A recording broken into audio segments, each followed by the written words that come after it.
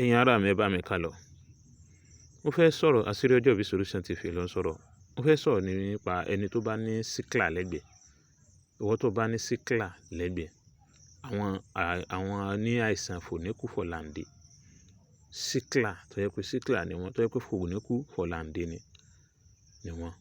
Dákun bá mi share kíní yìí, bá mi share sí èèyàn ogun Adam fún ẹ o. 07033349598. Nọ́mbà mi ò change, nọ́mbà mi ò yí padà.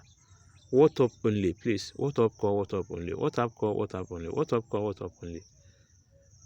Ẹni tó bá ní síkìlà tó wá jẹ́ síkìlà tàbí ẹni tó ní lẹ́gbẹ̀ẹ́, ẹ bá mi forward kíní yìí sí.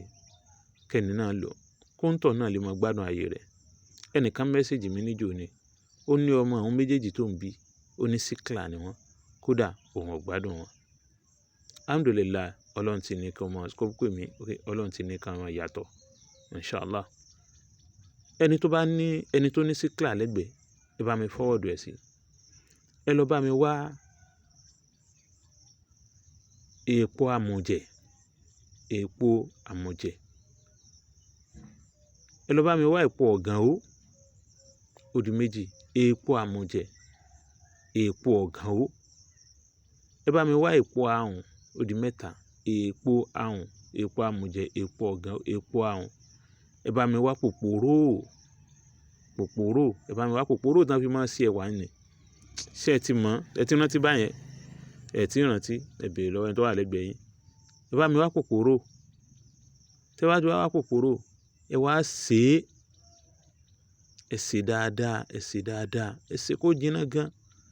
Kó lè bí 10 minutes lórí iná or 15 minutes.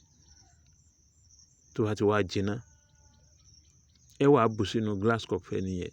Ẹ wá bá bu oyin sí. Kó máa mú láàárọ̀. Ó wá ní kejì o, èyí tí ó máa mú lálẹ́ ọ̀tọ̀. Èyí tí ó máa mú lálẹ́ kó tó sùn, ẹ lọ bá mi wá orín àtà. Orín pọ̀ lóríṣiríṣi o. Orín àtà. Tẹ́ bá ti wá orín àtà, ẹ wá bá mi sè lórí iná. Ẹ gé tí ó pọ̀ dáadáa, ẹ wá sè lórí iná. Ẹ sọ náà bí 10 to 15 minutes. Tẹ́ bá ti wá sè, ẹ wá yọ ẹ̀dà sínú kí ọlọ́mọrí tó bá mọ́ dáadáa, bí kẹfà ńlá. Tẹ́ bá ti dà sínú rẹ̀, ẹ wá máa ṣẹ́ díẹ̀díẹ̀ sínú kọ́ọ̀pù. Ọmọ mú kọ́ọ̀pù kan lálẹ́ tó bá ti fẹ́ sùn.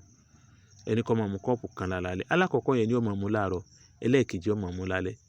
Dákun bá mi share rẹ̀. Ẹni tó bá ní síkìlà lẹ́gbẹ̀ẹ́, ẹ bá mi fún mu. Àṣírí Ọjọ́ Ìbí Solution TV ló ń sọ. Nọ́mbà mi ò change.